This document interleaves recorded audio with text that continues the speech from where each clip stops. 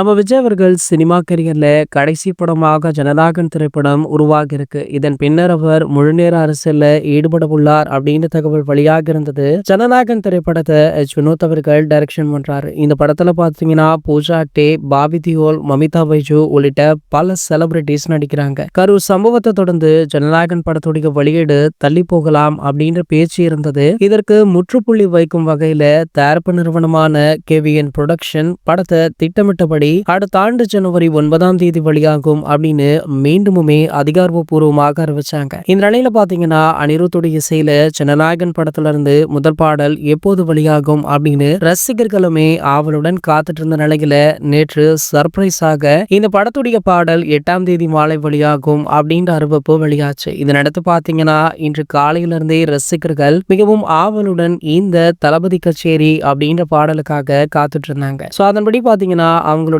எதிர்பார்ப்பை இரட்டிப்பாக்கும் வகையில இந்த பாடல் தற்போது வெளியாகி செம்ம ஹிட் அடிச்சிருக்கு. வழக்கமாக தளபதி விஜய் ஓபனிங் பாடல் வேற லெவல்ல இருக்கும். அது மட்டுமல்லாமல் கண்டிப்பாக அந்த பாடல் ஹிட் அடிக்கும் அப்படின்றது எல்லோருக்குமே தெரிந்த விஷயம் தான். ஆனால் இந்த பாடல் பாத்தீங்கன்னா அனிருத் அவர்களுடைய இசையில தனித்துவமான ஒன்றாக விளங்கி இருக்கு. சோ ஆகையால பாத்தீங்கன்னா ரசிகர்களை தாண்டி பல செலிபிரிட்டிஸுமே இந்த பாடலை கேட்டு ஆகா ஓஹோன்னு புகழ்ந்து தள்ளிட்டும் இருக்காங்க. சோ பாடல் வெளியானதுல இருந்தே பலவிதமான சாதனைகளை முறியடிச்சிருக்கு. இது வரைக்குமே தமிழ் சினிமாவில் வெளியான அத்தனை படங்களுடைய ஃபர்ஸ்ட் சிங்கிள் ட்ராக் ரெக்கார்டை எல்லாம் அடிச்சு தூக்கி இருக்கு. தமிழ் மட்டுமல்ல பாலிவுட்டிலுமே இந்த பாடல் மிகப்பெரிய அளவு ரீச் ஆகியிருக்கு. ஸோ அங்கேயுமே தளபதி விஜய் அவர்களுடைய மார்க்கெட் படிப்படியாக உயர்ந்து கொண்டே போகுது அப்படின்றதற்கு இதுவுமே ஒரு சாட்சி அப்படின்னு தளபதி ரசிகர்கள் வேற லெவல்ல செலிப்ரேட் பண்ணிட்டும் இருக்காங்க. இது போன்ற செய்திகளை பற்றி நீங்க உடனே தெரிஞ்சுக்க நம்மளுடைய சேனலை மறக்காம சப்ஸ்கிரைப் பண்ணிக்கோங்க.